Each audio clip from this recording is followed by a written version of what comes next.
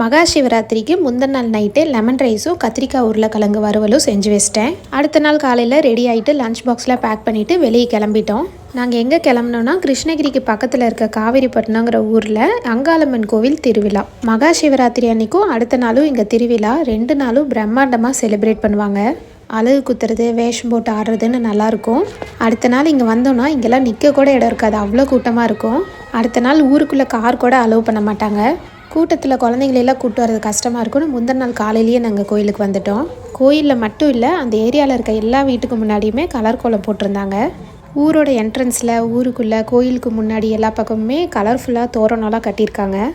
சாமி அலங்காரமும் சூப்பராக இருந்தது. சாமி கும்பிட்டு பக்கத்தில் இருக்க குலதெய்வம் கோயிலுக்கும் போயிருந்தோம். காலையில் வீட்டிலேருந்து கிளம்புறதுக்கே கொஞ்சம் லேட் ஆயிடுச்சு. அதனால் டிஃபன் பேக் பண்ணி எடுத்துகிட்டு வந்திருந்தேன். தோசை, நேற்று வச்ச சாம்பார். ரிட்டன் போகும்போது கிருத்திக் கார்லேயே சாப்பிட்டுட்டு அவனை ஸ்கூலில் ட்ராப் பண்ணிவிட்டு நாங்கள் வீட்டுக்கு வந்துட்டோம்.